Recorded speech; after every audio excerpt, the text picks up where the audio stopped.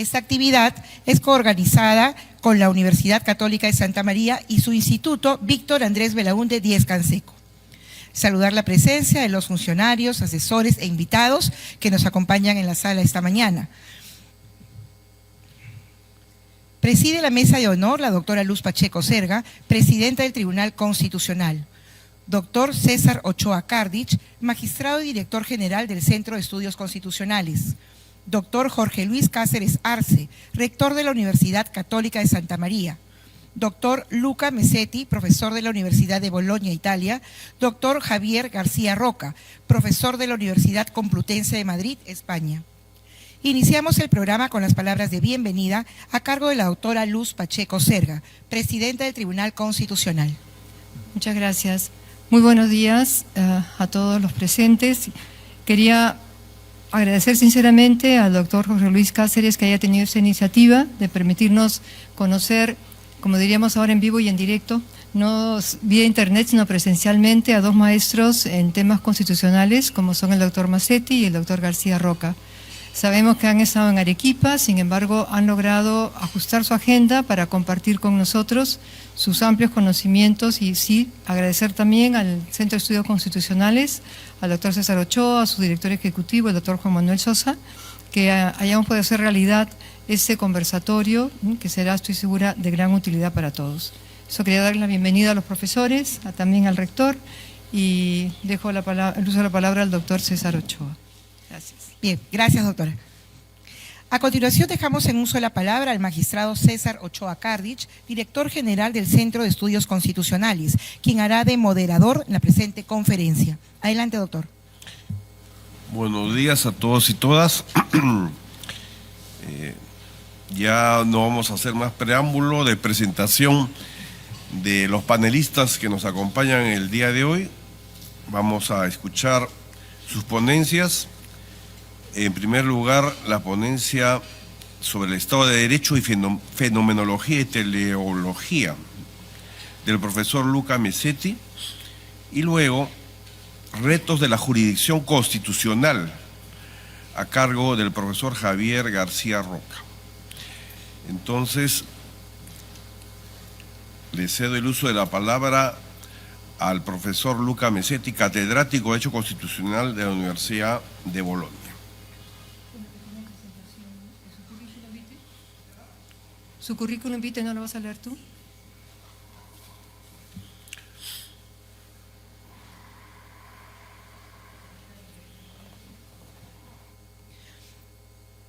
El doctor Luca Mesetti, PhD, doctor en Filosofía, en Derecho Público en la Universidad de Perugia, Italia. Doctor en Derecho Constitucional de la Universidad de Göttingen, Alemania. Es profesor catedrático de Derecho Constitucional y Common Law en la Universidad de Derecho de la Universidad de Bolonia, Italia. Es director de la Maestría en Justicia Constitucional y Derechos Humanos de la Universidad de Bolonia, donde es también director del postdoctorado en Derecho. Es miembro de la Academia Internacional de Derecho Comparado. Es autor de 20 obras monográficas y director de 45 libros y autor de más de 200 artículos sobre temas varios de derecho constitucional y de derecho constitucional comparado. Adelante, doctor. Buenos días a todas y a todos. Señora Presidenta, muchas gracias por la invitación. Es un honor y un privilegio estar acá en el Tribunal Constitucional del Perú, compartiendo la mesa con usted, con amigos y colegas.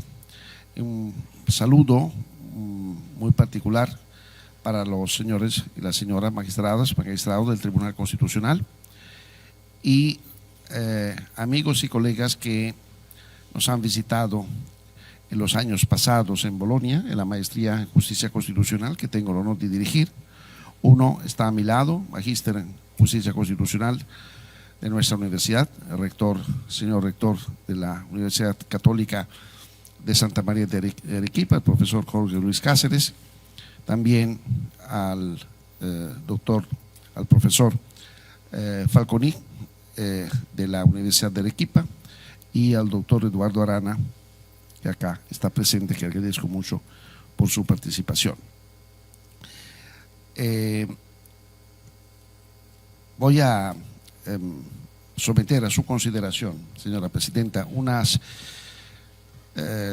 observaciones sobre el Estado de Derecho. He propuesto como título de mi intervención Fenomenología y Teleología del Estado de Derecho, porque es el título de un ensayo que mandé, está en italiano lamentablemente, que fue publicado hace 2 años, y estoy finalizando un libro sobre el tema,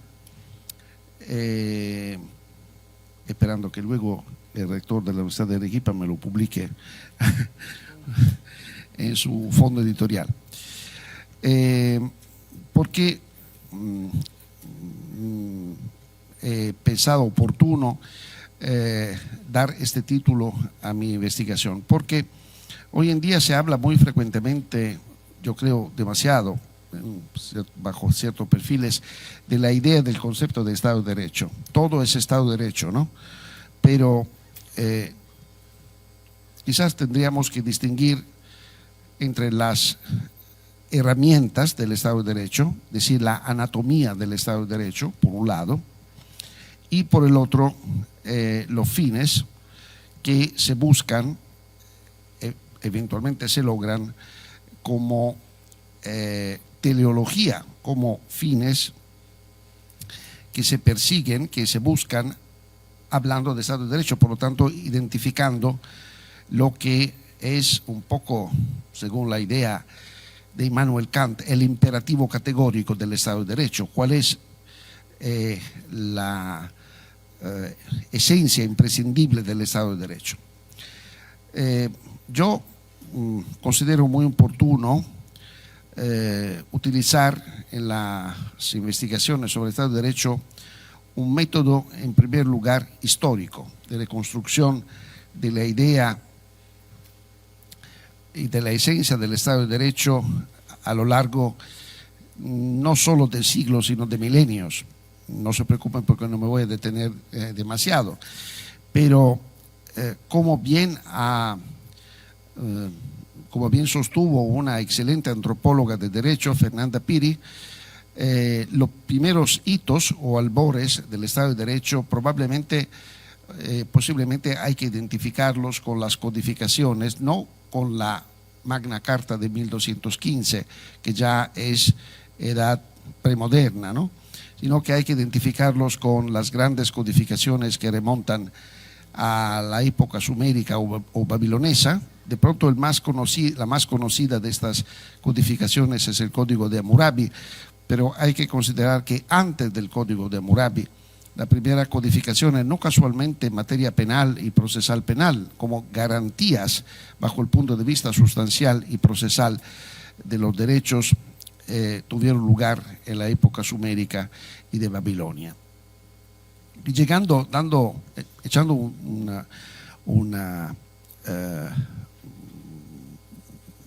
vistazo a otras experiencias, porque normalmente otro punto que considero bajo el punto de vista metodológico fundamental, no adoptar una visión eurocéntrica del análisis, sino una visión, digamos, pluralista, ¿no?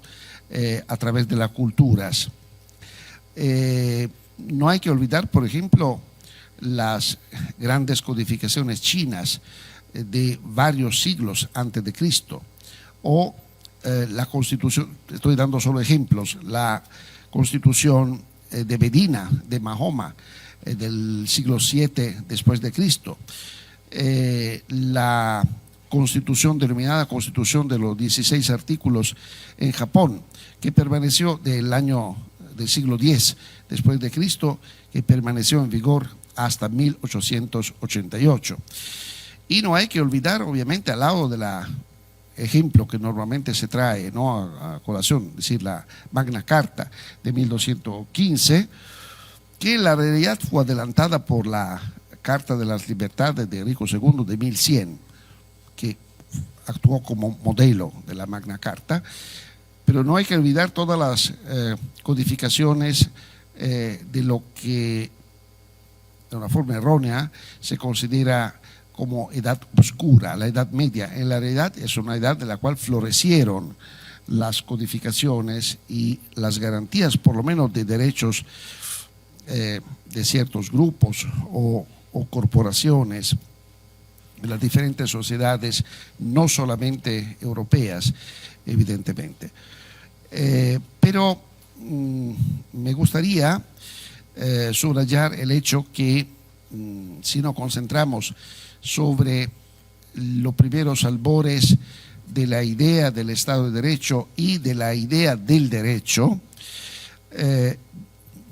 a partir de la civilización griega tuvimos con la idea del nomos, del derecho, no de la ley, es una traducción errada, nomos es derecho, no es ley.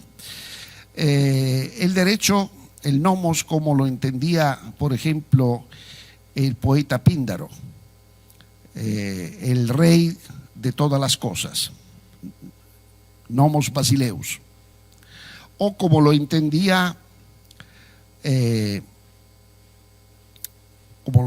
los grandes tragediógrafos y poetas, por ejemplo, Sófocles en la tragedia Antígona.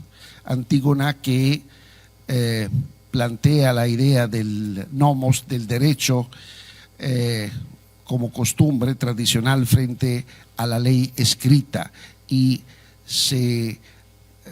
rechaza la idea de someterse al decreto de Creonte y hasta autocondenarse a la muerte en la tragedia de Antígona de Sófocles, o pensando los primeros hitos del Estado de Derecho que se pueden encontrar en las tragedias de Ésquilo, la extraordinaria trilogía de la Oresteia, Agamenón, Coéfores y Euménides, donde por la primera vez se entrega a una corte, a un tribunal civil, ¿no?, compuesto por hombres, al exilio, aplicando a su misma persona el decreto que él había sacado. Eso es extraordinario, yo creo, como primera manifestación del Estado de Derecho.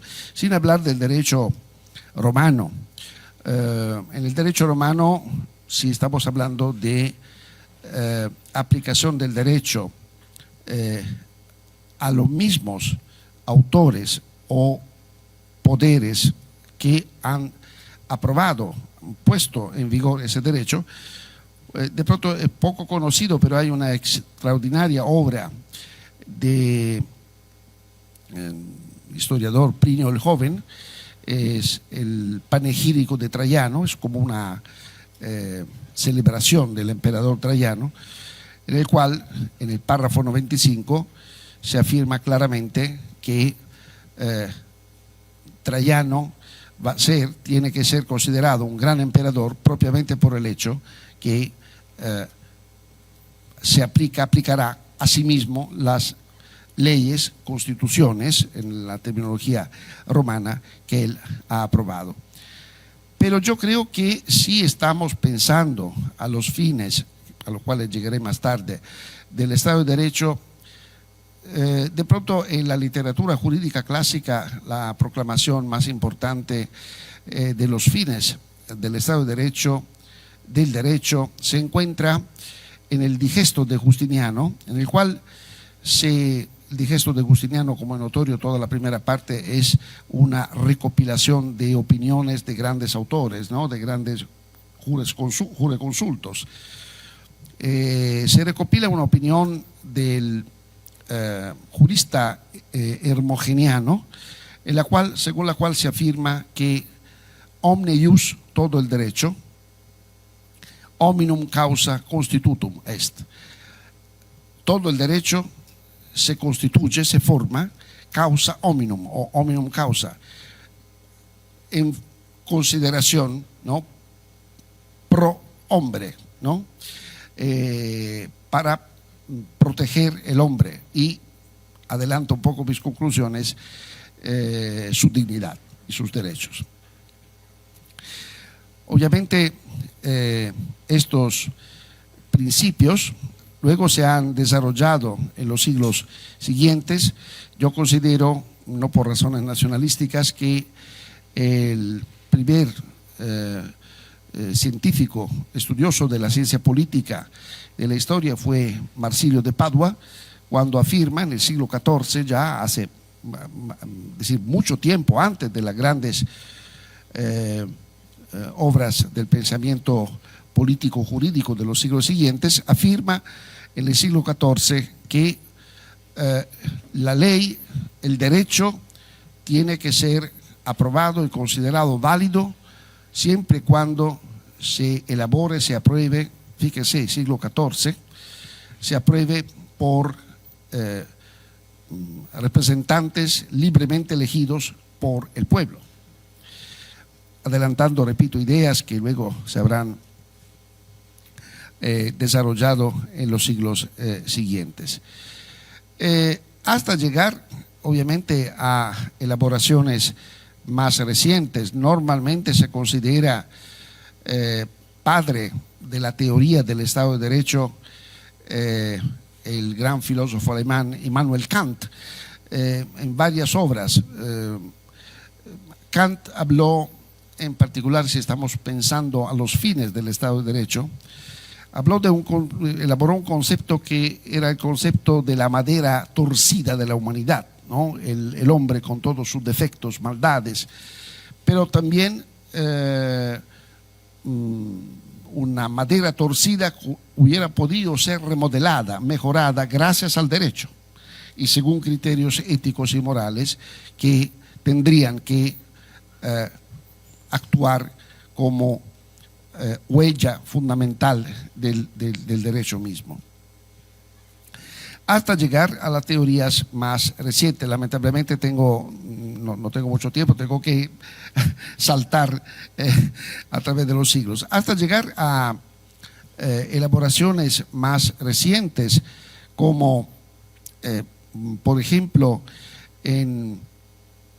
a finales de los siglos XIX, una famosa posición, conocida posición doctrinal de un destacado profesor de Derecho Constitucional inglés, Albert Venn Dicey, que ha sido traducido en todos los idiomas, que por otro lado enuncia una idea del Estado de Derecho básicamente formalista, ¿no? Y minimalista.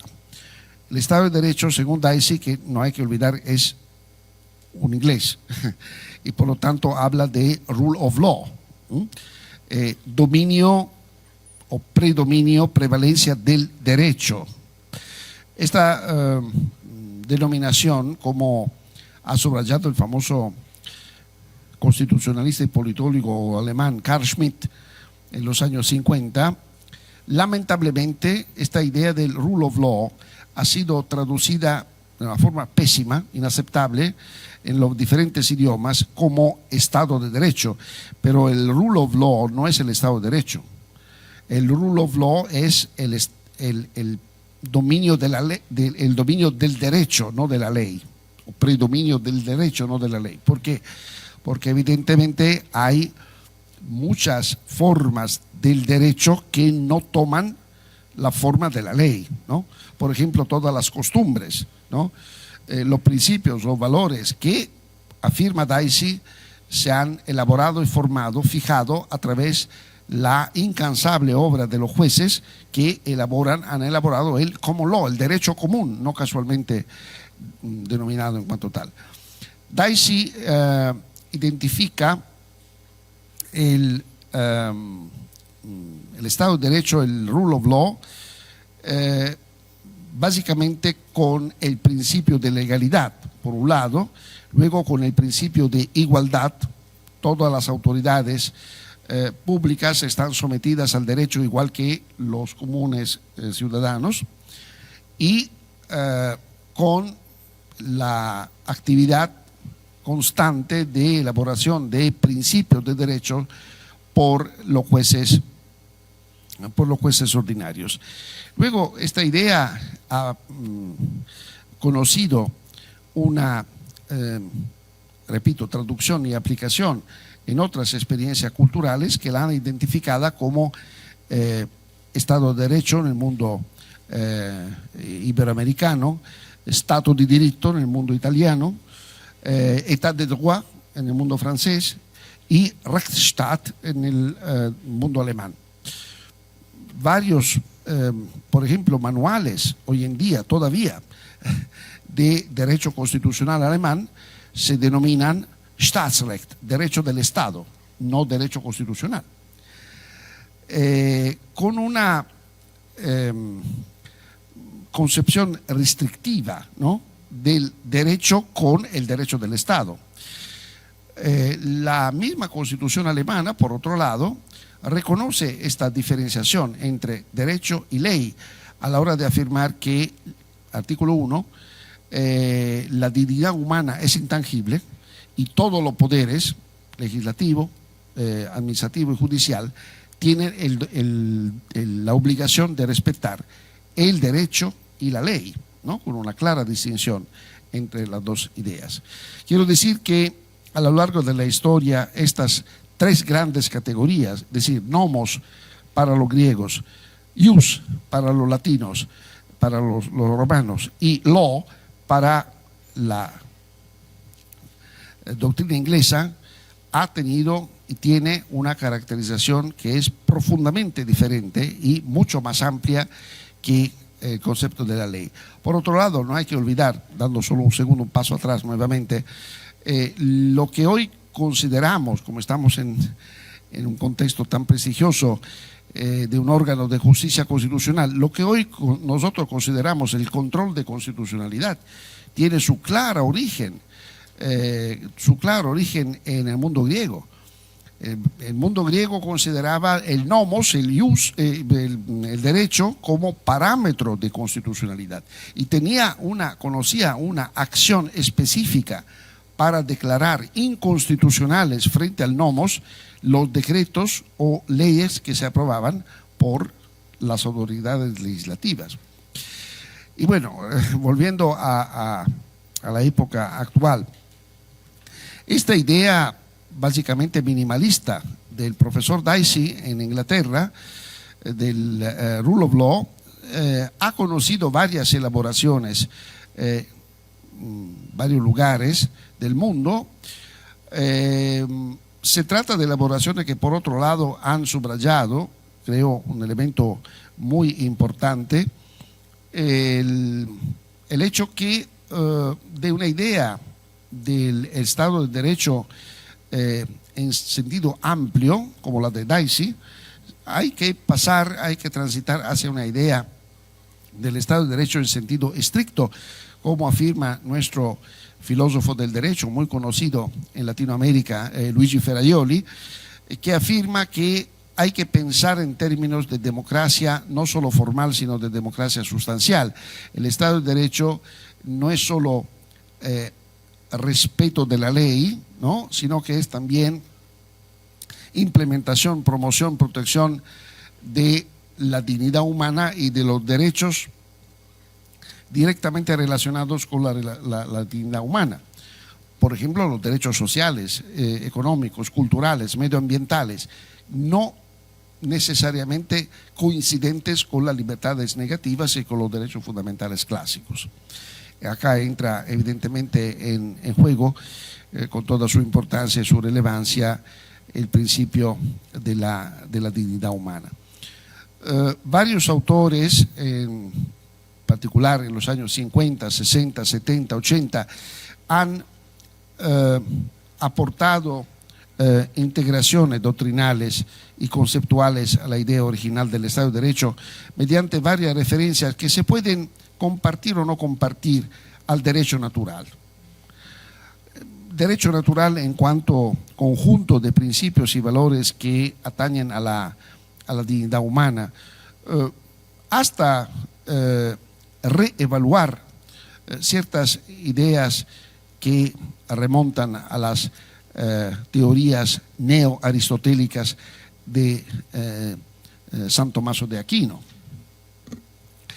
Por ejemplo, varios autores como Lon Fuller, John Finnis, han considerado que hay que pensar en el Estado de Derecho también teniendo atenta, estricta consideración los principios del derecho natural en cuanto derecho directamente relacionado con la naturaleza humana.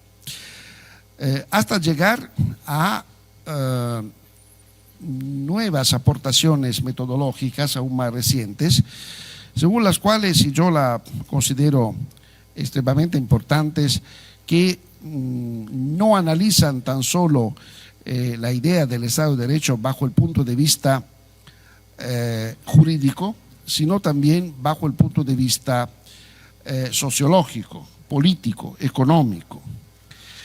Eso nos lleva a considerar que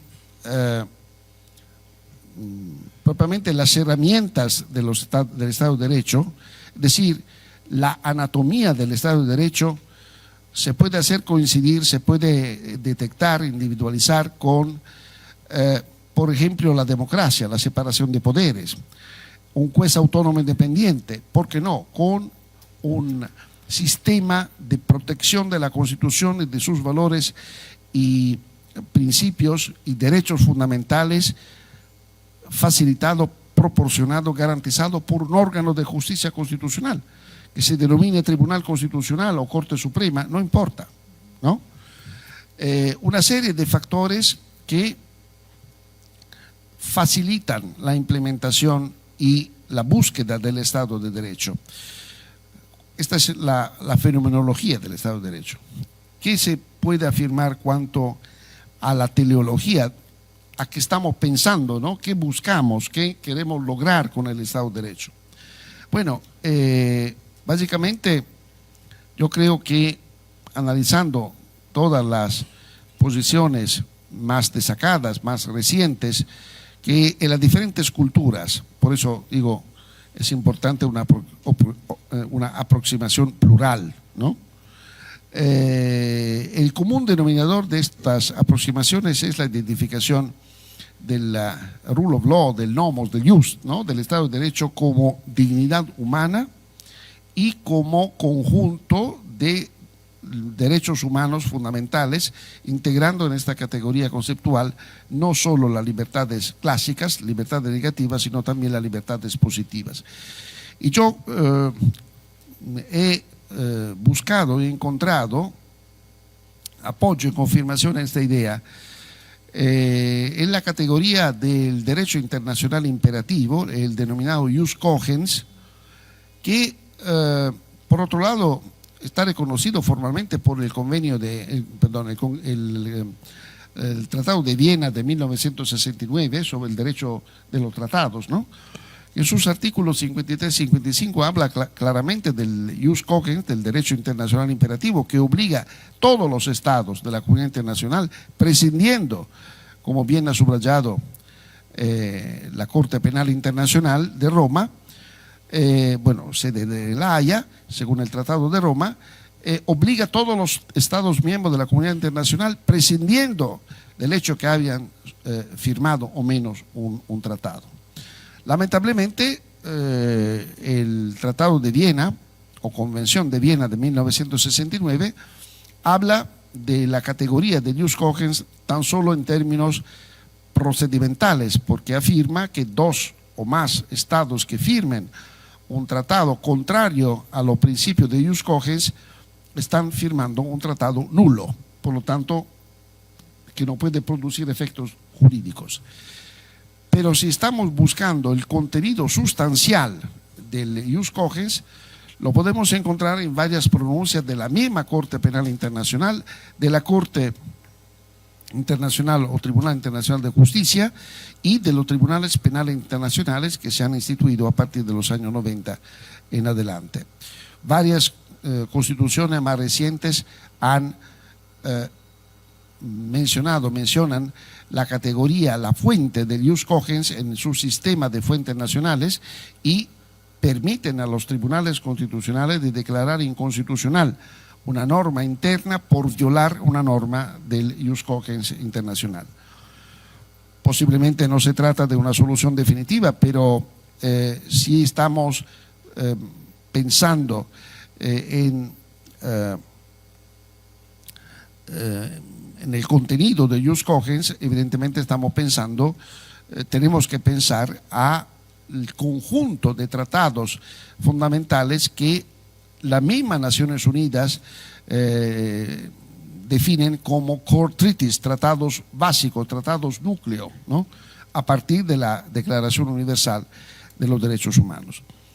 En este contexto, y pensando en particular a la situación actual, y no lo digo por deferencia, obviamente que tengo deferencia a su Tribunal Constitucional, eso es obvio, no lo digo por mera o pura deferencia hacia un órgano de justicia constitucional, lo digo en general porque estoy muy convencido de lo que voy a afirmar, un rol y un papel fundamental a la hora de elaborar, forjar nuevos principios, valores y derechos constitucionales que no estén directamente o tan solo de una forma así nuclear, ¿no? Enunciados en la Constitución, en las constituciones.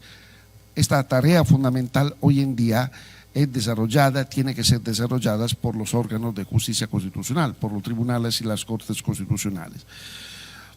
Hay opiniones que se pueden entender, que subrayan el hecho que de esta manera los sistemas constitucionales contemporáneos entregan en las manos de los jueces, ¿no? De los jueces constitucionales en particular, una tarea que es la de actualizar las constituciones, de desarrollarlas, en la medida que no lo hagan los parlamentos.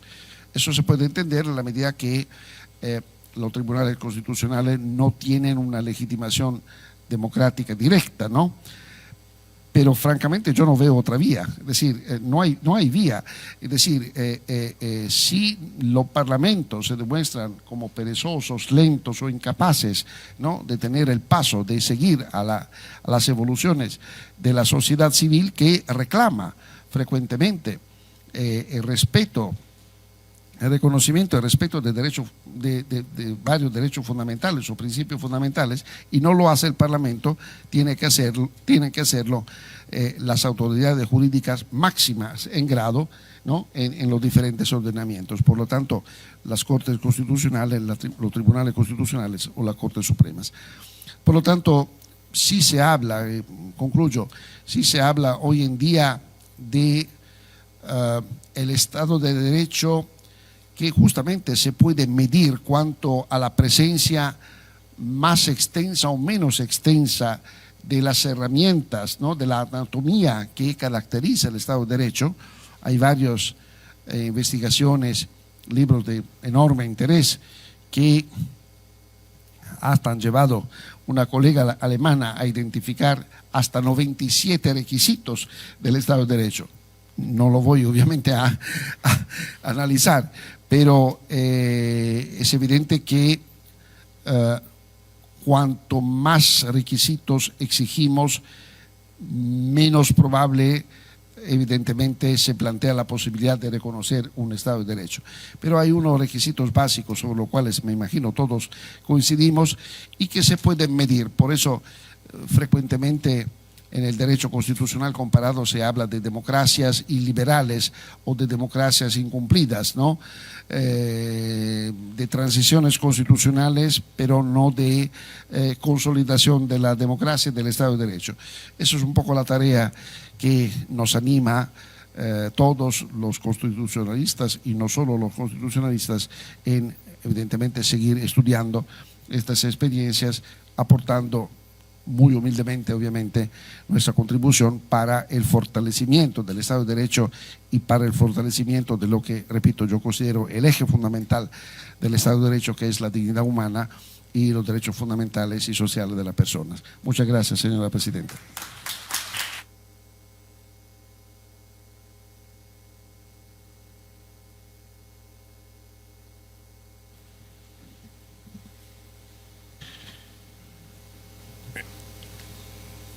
Antes de continuar, quería destacar la publicación de dos libros del profesor Messetti, Common Law, Estado de Derecho y Constitución en la Experiencia Británica, y Tradiciones Jurídicas y Fuentes del Derecho, publicados por el Fondo editorial de la Universidad Católica de Santa María. Me lo acaban de hacer llegar ambos textos. Y claro, no te dio tiempo para, obviamente, leerlos, hacer una reseña, una recensión o un comentario, pero al final, en el cierre, voy a hacer algún comentario al respecto, a propósito también de la muy interesante ponencia sobre el Estado de Derecho que acabamos de escuchar.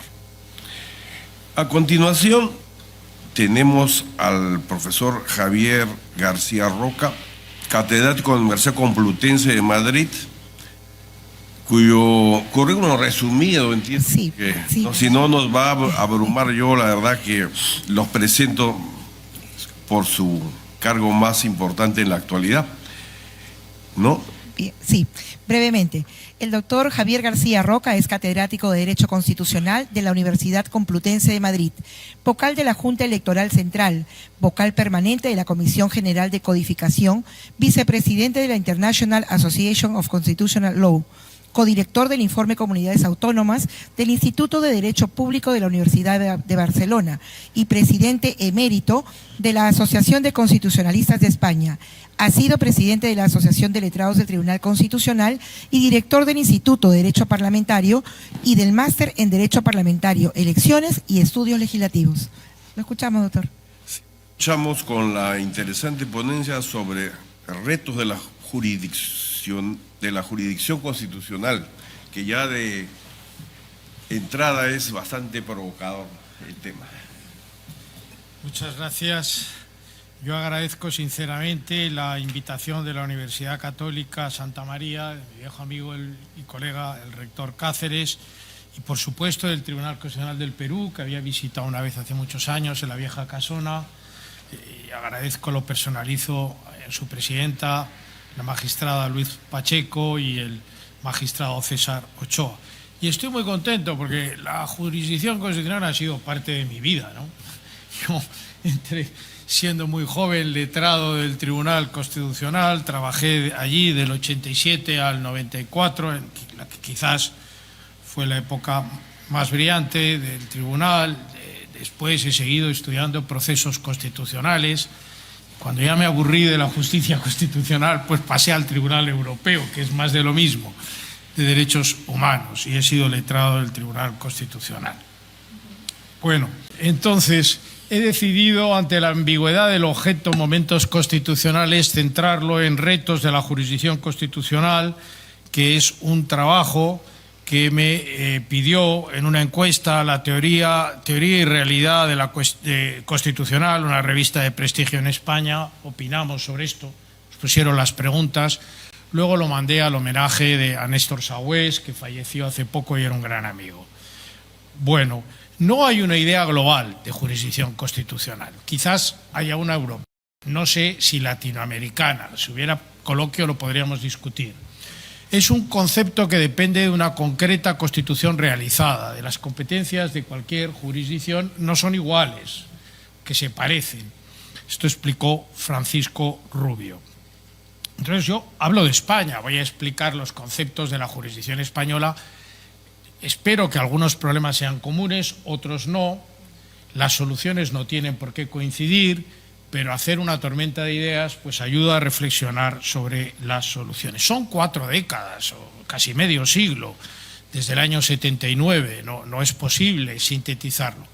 Con paciencia, no sé si bien, pero lo he hecho cuando ya casi me voy a jubilar, he escrito unas lecciones de Derecho Constitucional donde hay una larga parte sobre el Tribunal Constitucional que presentaré esta parte, habla de casi 200 páginas. Ahí he sintetizado lo que creo que hemos aprendido, ¿no?, en derechos fundamentales, competencias, integración europea. Y es importante ver la continuidad del pensamiento jurídico y la evolución, porque la jurisdicción constitucional en España ha evolucionado. No sé si se ha transformado alterando la esencia, pero ha cambiado. Ha crecido el amparo, se han reducido las controversias competenciales, la situación dentro del tribunal es más tensa, ha cambiado, se ha transformado, ¿no? Entonces hay parte de evolución, parte de transformación. Hemos discutido mucho, voy a dar algunas pinceladas, evidentemente los problemas que singularizo, lo hago arbitrariamente, pero de la manera más racional que se me ocurre. ¿Cuál es la naturaleza del tribunal? Se ha dicho que es un legislador negativo. Creo que no es correcto. Eso me parece que es fruto de una mala lectura de Kelsen. Kelsen le preocupaba el lugar del Tribunal Constitucional en la división de poderes. El tribunal no legisla. El tribunal construye principios. No tiene nada que ver construir principios a legislar. Y no es el único intérprete, porque también el Supremo y los tribunales ordinarios lo hacen. Es el intérprete supremo. Esa es la definición que da la ley orgánica del Tribunal Constitucional español y la alemana. Es el intérprete supremo, hace una interpretación constitucional, no es un legislador ni positivo ni negativo, porque a veces los principios construyen normas, van más allá de lo negativo, se está creando un derecho nuevo. Tampoco es un comisionado del Poder Constituyente, como pensó el maestro García de Enterría. No es un poder constituyente, no debe sustituir al poder de reforma constitucional. Ya sé que es muy difícil. En las sentencias mutativas en que se construyen derechos, siempre los votos particulares dicen usted no está interpretando la Constitución, está cambiándola. Es una frontera entre interpretación.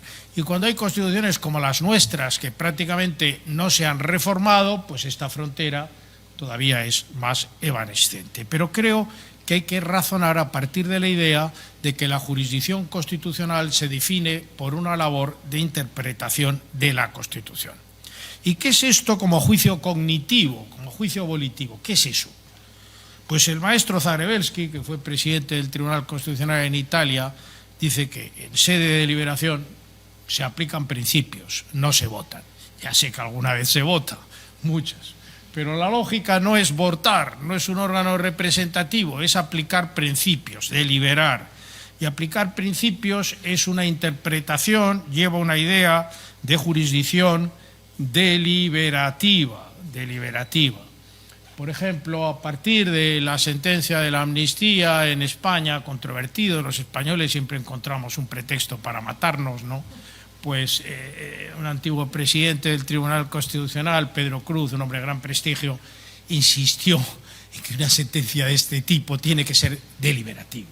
Hay que intentar incluir a la minoría en la decisión de la mayoría para que la motivación sea suasoria, pacifique el conflicto. Porque si no, la cosa juzgada no se produce, seguimos discutiendo toda la vida y no llega a haber una cosa juzgada material. De manera que, dice Zagrebelsky, se trata de discutir sobre principios, votar no tiene ninguna importancia como punto de partida, ¿no? Y luego, ¿cuál es la utilidad del Tribunal Constitucional en la división de poderes? Claro, me hago unas preguntas que no tengo respuestas.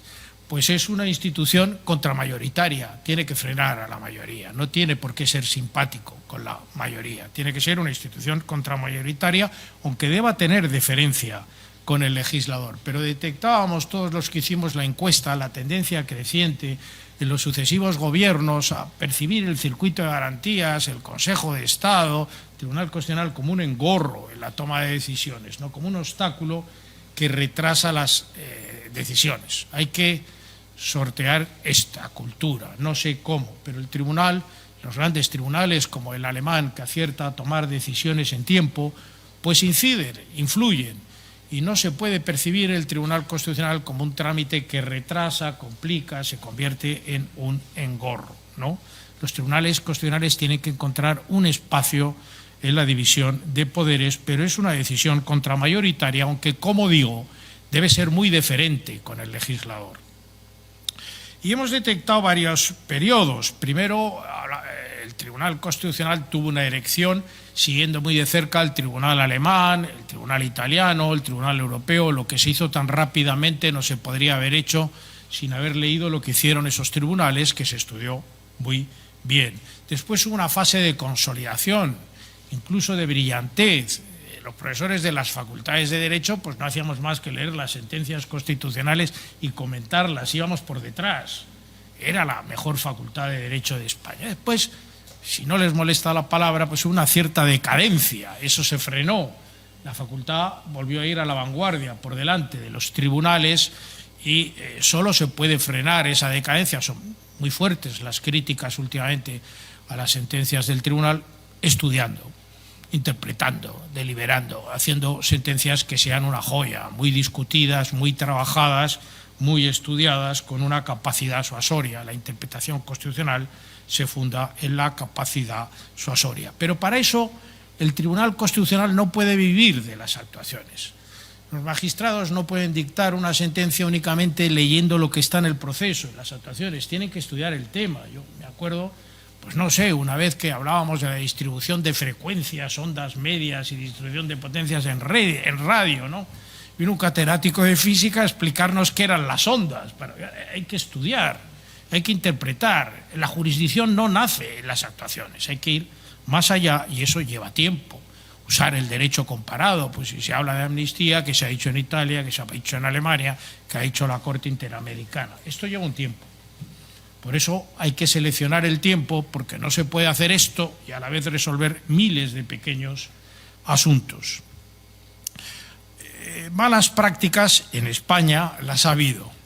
Dilaciones en las renovaciones. No es extraño que un tribunal constitucional se tire 2, 3 años fuera de plazo sin ser renovado. Esto produce una cierta frustración dentro del tribunal. Los magistrados no saben si levantar sus despachos o no. La jurisdicción se detiene, frena el ritmo. Las críticas a la apariencia de imparcialidad, si hay un asunto pendiente, son grandes. La renovación debería ser tempestiva, pero los plazos no se cumplen. Se espera un momento que sea bueno. Esto es un problema. Las delaciones indebidas. También pues, se ha discutido la selección, porque aunque la Constitución pide una mayoría de 3/5 para elegir un magistrado constitucional, pues el diseño de Kelsen se ha transformado en lotes, ¿no? Se dividen las mayorías cualificadas entre los grupos y es importante que los lotes no impidan seleccionar los mejores magistrados de cada generación. El Tribunal Constitucional deben ir los mejores juristas de cada generación y no siempre coinciden norma y realidad. La forma española de elegir a los magistrados constitucionales es distinta a la del Perú. Creo que aquí los eligen las cámaras. Nosotros tenemos 4 por el Congreso, 4 por el Senado, por mayorías cualificadas, 2 por el Gobierno, 2 por el Consejo General del Poder Judicial. Entonces se ha discutido que hay una presencia muy clara de la mayoría en las elecciones, ¿no? Hemos discutido, hemos pensado si podía haber una instancia neutral. Por ejemplo, en Italia la Presidencia de la República suele hacer excelentes, que es neutral, designaciones. Algunos de los mejores constitucionalistas italianos pues los ha nombrado el Presidente de la República. Nosotros no tenemos esa posibilidad, no lo podría hacer el rey porque sería censurado, ¿no? Pero entonces, si no se puede nombrar por una instancia neutral, lo lógico es que funcione el consenso, no funcionen los lotes, los repartos en cuotas, porque eso no redunda en la excelencia.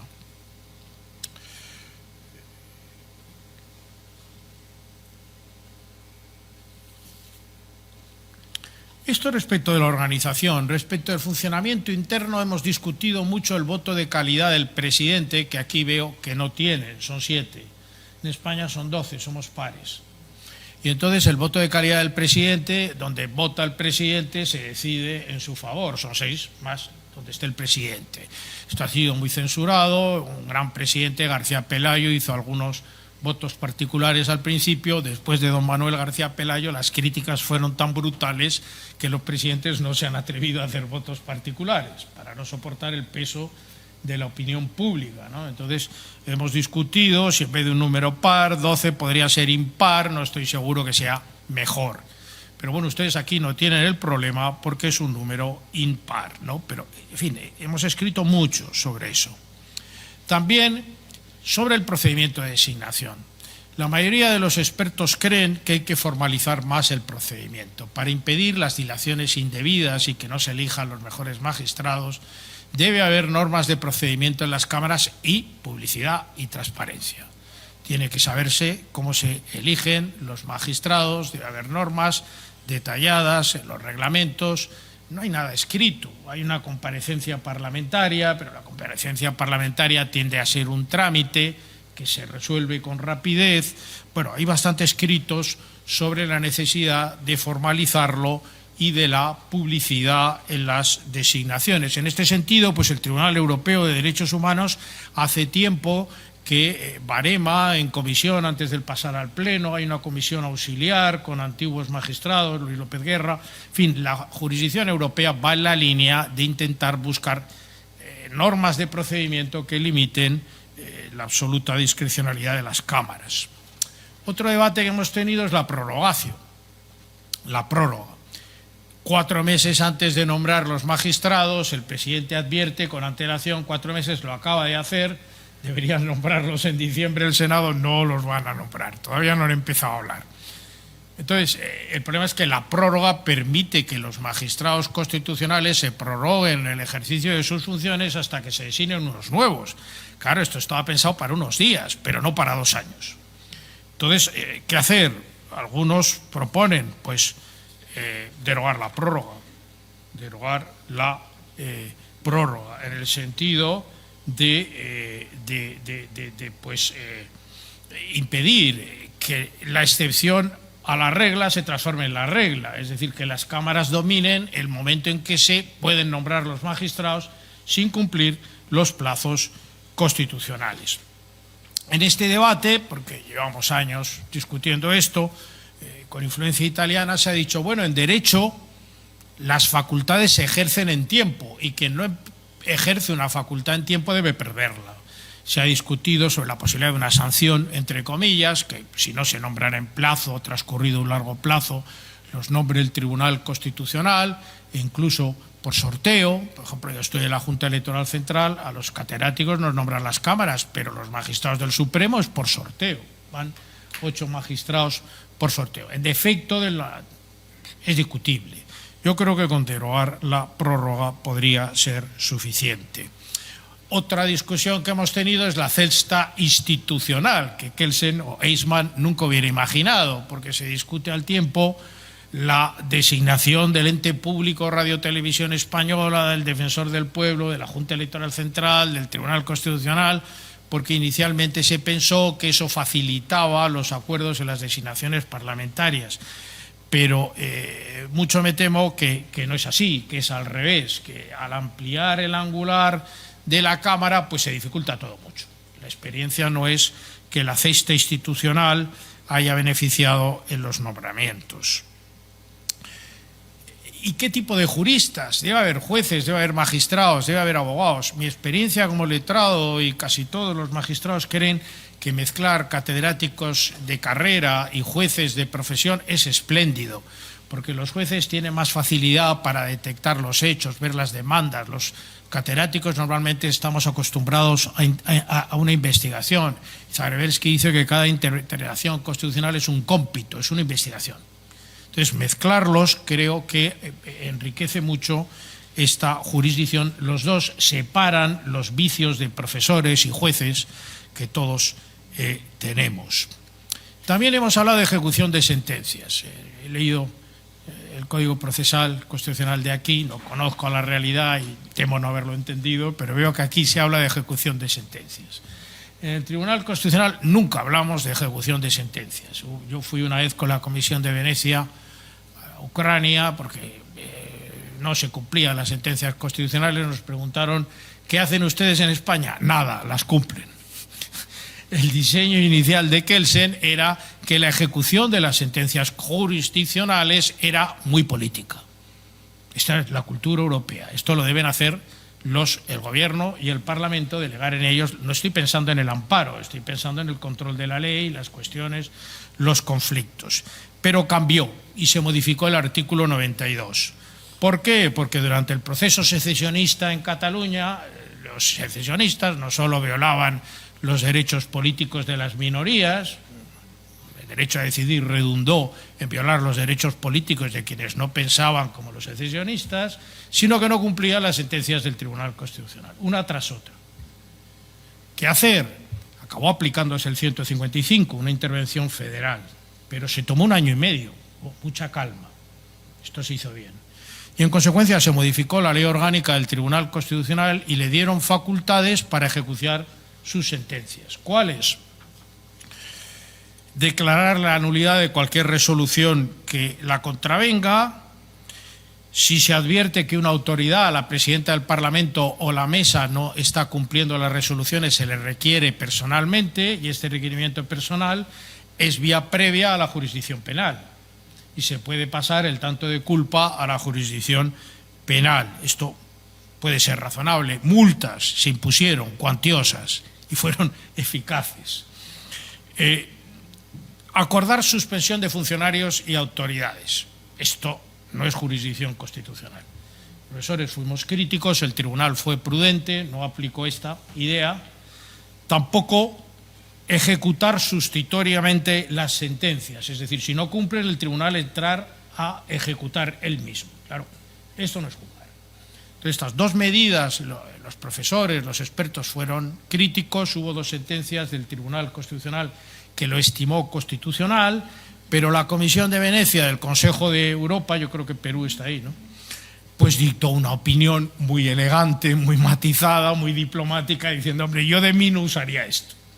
No usaría esto. Entonces, reforma amplia en un contexto terrible como fue el proceso de segregación, y eso se ha quedado ahí. Se ha usado con prudencia. El problema, esto no se ha derogado de la ley orgánica. Confiemos en que no se use en unos contextos no tan dramáticos como aquello, porque ejecutar las sentencias constitucionales debe ser competencia del Gobierno y el Parlamento, porque hay un amplio margen de libertad del Parlamento en la ejecución de las sentencias. Y en sentido inverso, las sentencias del Tribunal Constitucional deben al legislador dejarle un espacio para que las desarrolle, las especifique, como la dirección política estime oportuno. Otro tema, las opiniones consultivas. Cuando escribí esto no era autoridad, ahora sí, estuve hablando en el Tribunal Supremo la semana pasada. El Tribunal Europeo de Derechos Humanos ha aprobado unas opiniones consultivas por las cuales el Tribunal Supremo y el Tribunal Constitucional le pueden preguntar al Tribunal Europeo sobre algo. Ask for advice, o por una guideline. Le preguntan qué hacemos con esto de la gestación subrogada, o cómo se interpreta la inhabilitación política del presidente. Esto es un camino nuevo, no tiene nada que ver con las opiniones consultivas de la Corte Interamericana, es otra cosa, solo el nombre coincide. Es una cuestión prejudicial en la que el Tribunal Supremo y el Tribunal Constitucional le preguntan al Tribunal Europeo, suspenden el pleito y le preguntan como en una cuestión de inconstitucionalidad. Bueno, los estados más grandes no lo han ratificado. Italia, Alemania, pero Francia lo hizo, España lo ha hecho, colocándose a la vanguardia.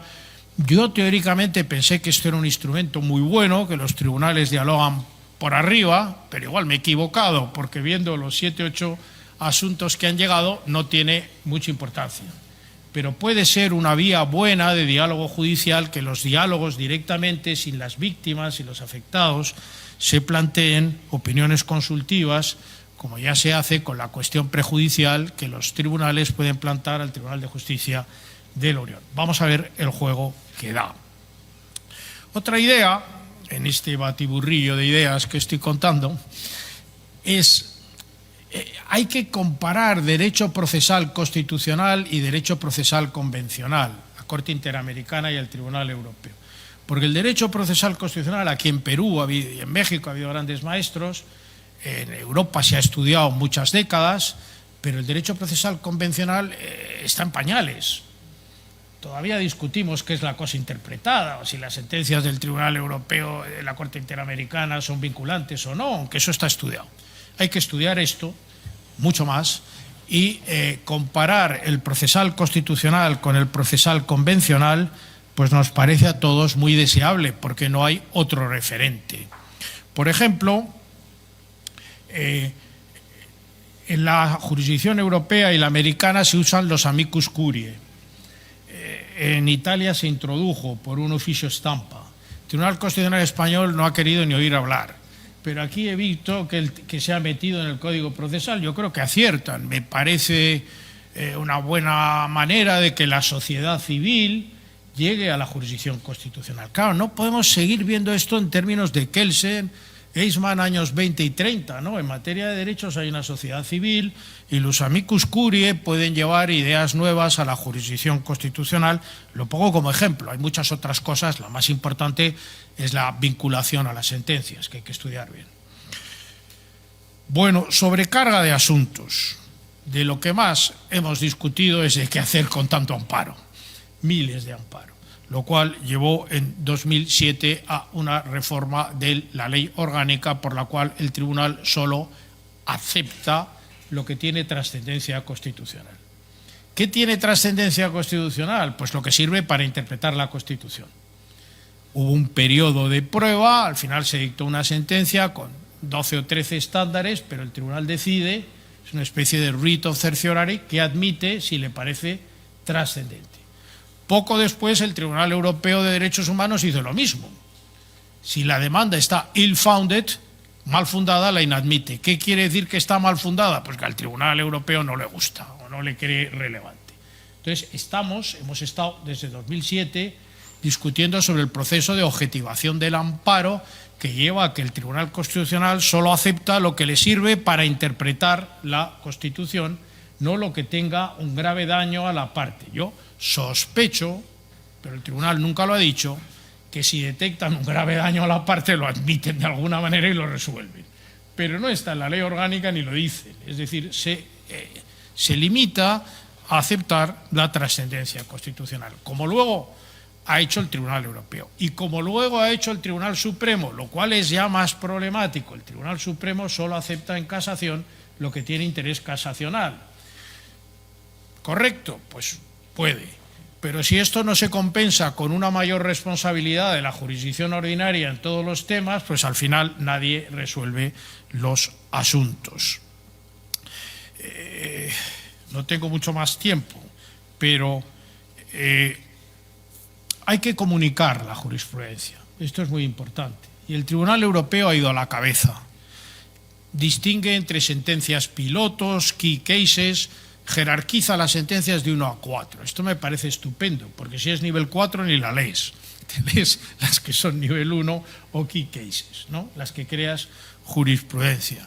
Dar unos manuales por derecho utilísimos, como hace la Corte Interamericana, unos cuadernos de jurisprudencia que son útiles para saber cómo hacer una demanda, incluso un formulario, noticias de prensa. Y hay una base de datos espectacular que se llama KS, Knowledge Sharing, donde ahí entra uno en la página web y le dan toda la jurisprudencia informada, seleccionada. Creo que es muy útil, porque además ahí los tribunales constitucionales podrían trabajar en red, utilizar medios digitales de comunicación fundados en jerarquizar las decisiones. Me queda un minuto. ¿Qué decir? El control de constitucionalidad de la ley es la función por la que se crearon los tribunales constitucionales. La función definitoria de la jurisdicción es revisar la ley, porque los jueces están sometidos a la ley. El Tribunal Constitucional no, está sometido a su ley orgánica y a la Constitución, aunque si no declara inválida una ley debe cumplirla.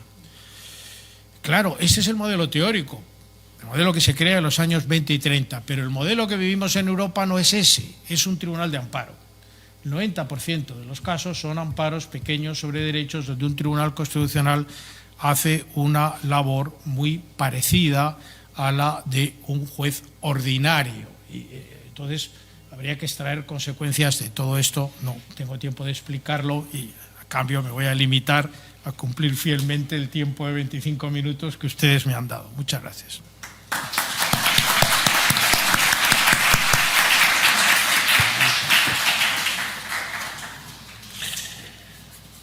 A continuación, las palabras del rector de la Universidad Católica Santa María, doctor Jorge Luis Cáceres Arce.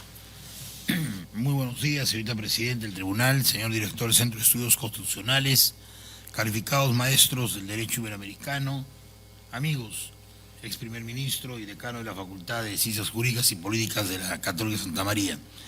Nos complace haber podido llevar a cabo este evento en forma conjunta entre el Centro de Estudios Constitucionales y el Instituto Víctor Andrés Belaúnde de nuestra casa universitaria y de haber podido deleitear y saborear desde el jueves pasado a Luca Mesetti y a Javier García Roca en un evento que organizamos con la Red Peruana de Universidades sobre la enseñanza del derecho, porque creo que la enseñanza del derecho hay que seguirla cultivando.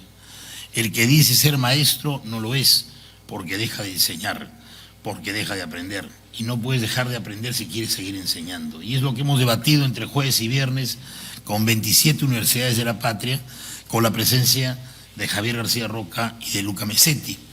Luego de ello los hemos incorporado con la calidad, credenciales y certificaciones que les corresponde a ambos como doctores honoris causa y presentado sus libros, el de Lecciones Constitucionales, que es un volumen de más de 40 años de labor prolija de Javier García Roca en materia constitucional, y estos dos textos que el señor director del Centro de Estudios, el doctor Ochoa, ha comentado de Luca Mesetti sobre fuentes del derecho y el common law británico, cómo funciona ese sistema británico, el sistema británico político, el parlamentarismo, y también, por supuesto, lo que Luca maneja con mucha destreza, el derecho islámico.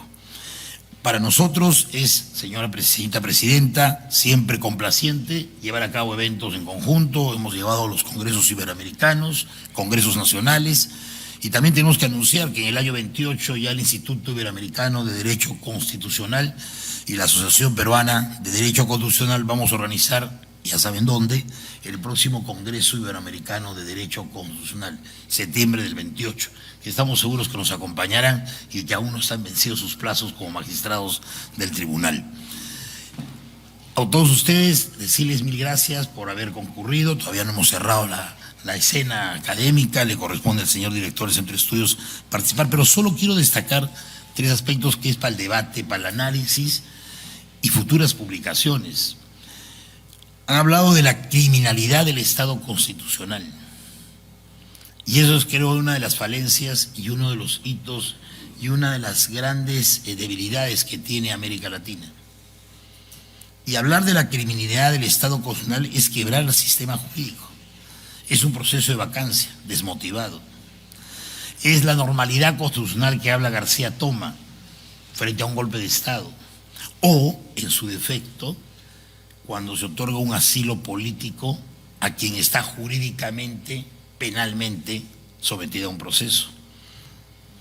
Definitivamente a la justicia no hay que politizarla, ni a la política hay que judicializarla.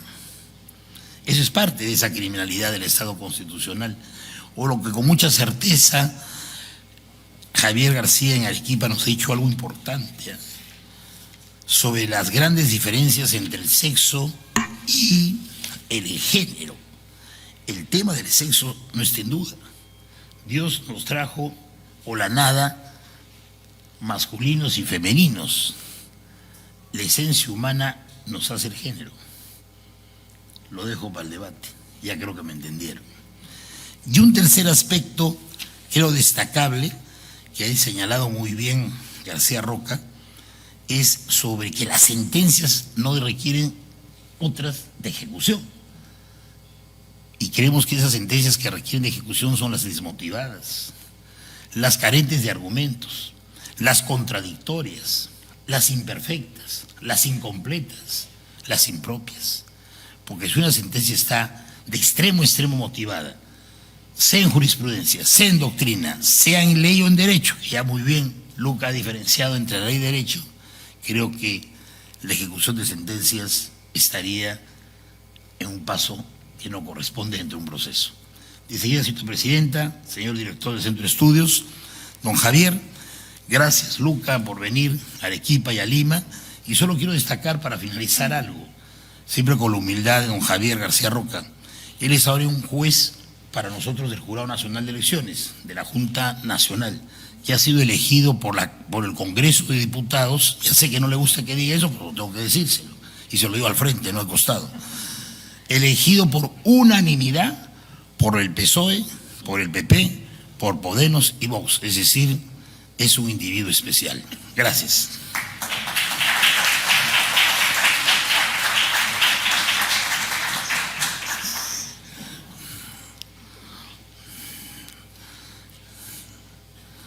Sí, unos comentarios finales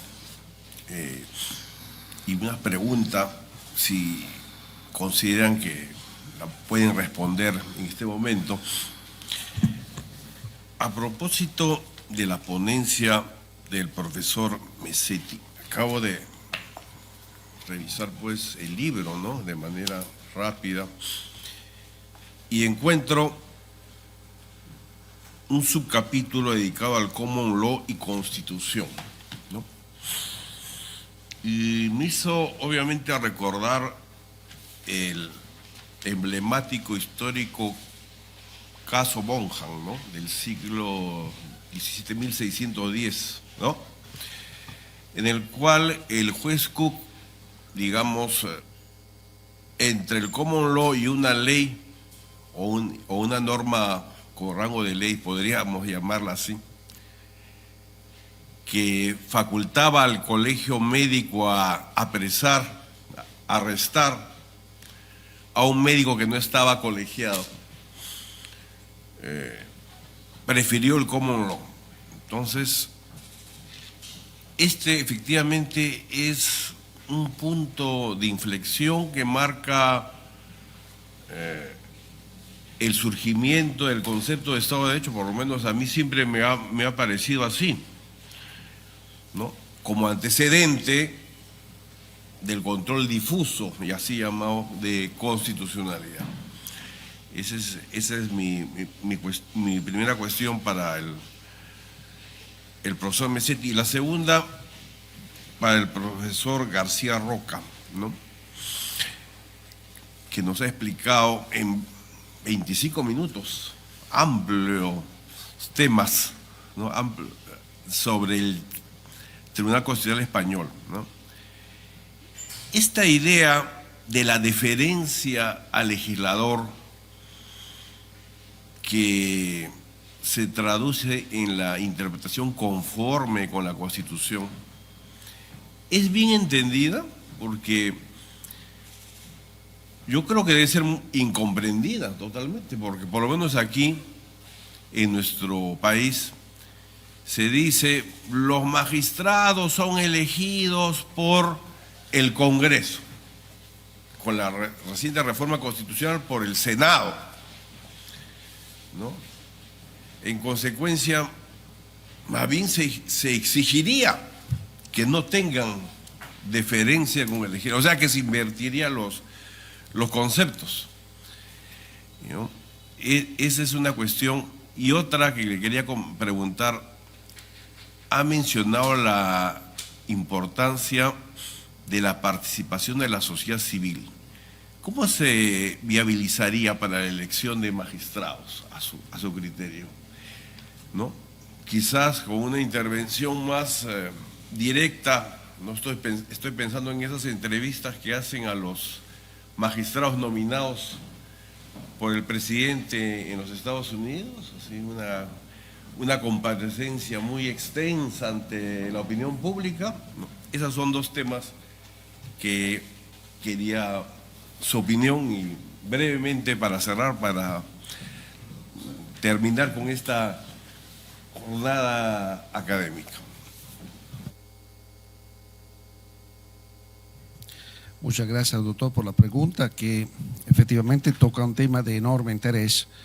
Es decir, cuando estamos haciendo referencia al denominado Bonham Case de 1610, estamos haciendo referencia a uno de los, aparte de lo que estaba comentando antes sobre el mundo griego antiguo, ¿no?, a uno de los hitos, de los primeros hitos del control de constitucionalidad difuso en el sistema inglés. La realidad, la pregunta es muy importante también para subrayar el hecho que en un ordenamiento que tradicionalmente se considera privo de una constitución, ¿no? Eso es cierto hasta un punto, ¿no?, para Reino Unido. ¿Por qué? Porque en la realidad el Reino Unido sí tiene una constitución, es una constitución policéntrica, no orgánica y sistemática como las nuestras, ¿no?, la de Perú, de España, de Italia.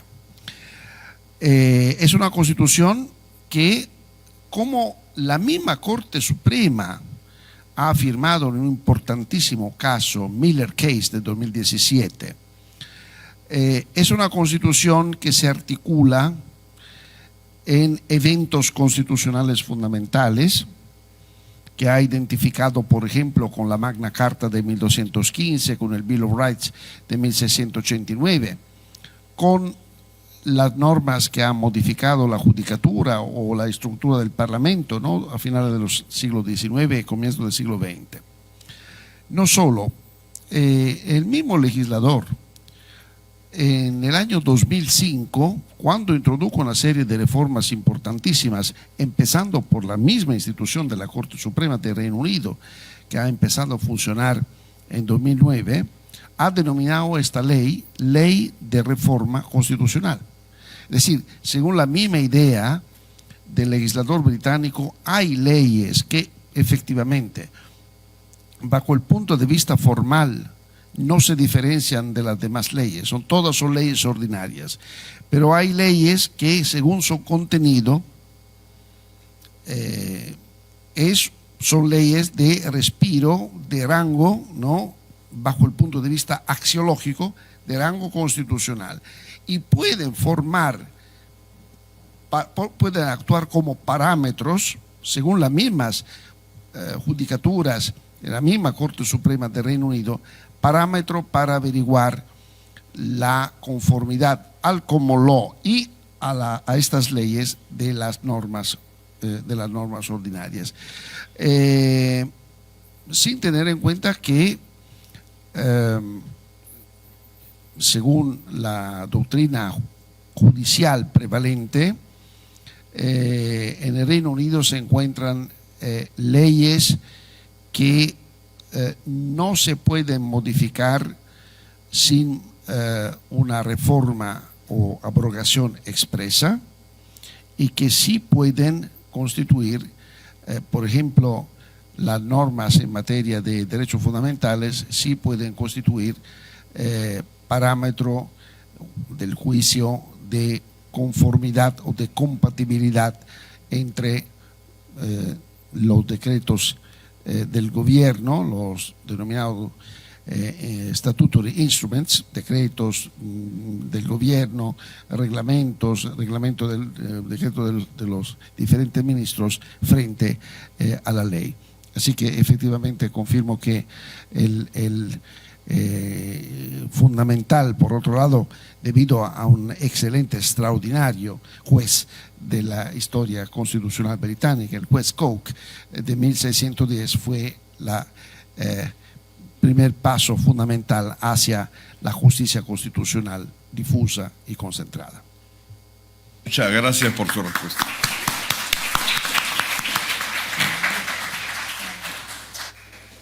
Profesor Messi, agradecemos su respuesta. El profesor García Roca tiene unas preguntas que le he formulado respecto a el Tribunal Constitucional Español o el derecho comparado, como usted quiera enfocarlo. Muchas gracias, magistrado César Ochoa. Deferencia al legislador democrático. Bueno, hay una espléndida monografía de Víctor Ferreras, que estudió el tema en Estados Unidos, sobre la presunción de constitucionalidad de la ley. Al pueblo hay que explicarle que el Estado de Derecho es la sujeción a la ley, a la Constitución, pero primero la sujeción a la ley. Y esa es la democracia representativa y el Estado de Derecho. Y esto en América Latina se entiende mal por la devaluación del Parlamento. Pero sin ley no hay jus. Sin ley no hay Constitución y no hay Tribunal Constitucional. Y eso es el principio democrático representativo. Hay que hacer una alarma en el COVID, lo tiene que decir el legislador. Debemos dictar una amnistía en Cataluña. ¿Quién lo va a decir? El legislador. Y si no gusta, que venga la nueva mayoría y la derogue. O sea, la democracia representativa reclama un profundo respeto al legislador democrático. Quiere decir que si hay varias formas de interpretar la constitucionalidad de la ley y una de ellas la salva, hay que optar por eso. Cuando el Tribunal Constitucional declaró inconstitucional la alarma, mandó una cosa al país, yo no me gusta escribir en prensa y menos en las redes sociales, diciendo esto: Si hay una interpretación que salva la constitucionalidad de la ley, solo puede dictarse esa, porque eso le impone el principio de restricción, de autocontención. También es que si no, la legitimidad del Tribunal Constitucional se devalúa.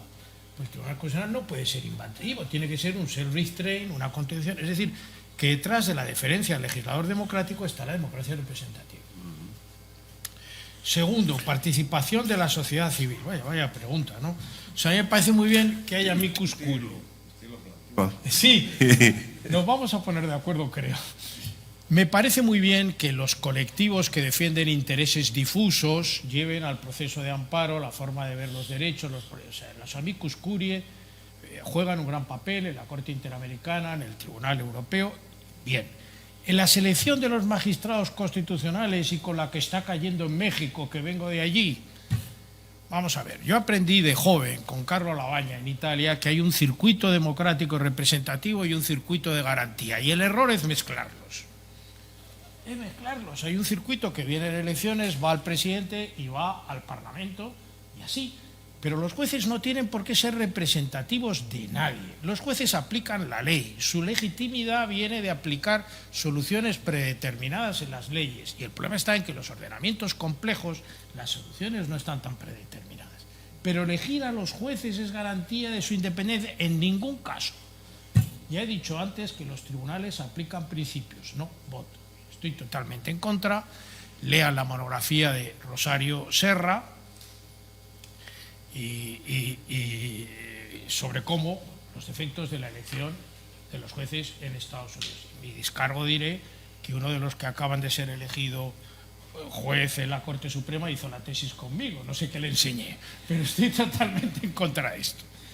Entonces, ¿dónde puede estar la participación de la sociedad civil? Pues en los procesos de derechos. Y luego, el impacto de los profesores que escriban y los intelectuales es muy grande. Por ejemplo, Alexandra Alexievich, que es una gran novelista, escribió Voces de Chernobyl, denunciando lo que había pasado en Chernobyl, que los muchachos iban con una pala a recoger los residuos radiactivos y se murieron, y pasado mucho tiempo después seguían sin recibir indemnizaciones ni compensaciones. Aquello luego fue premio Nobel.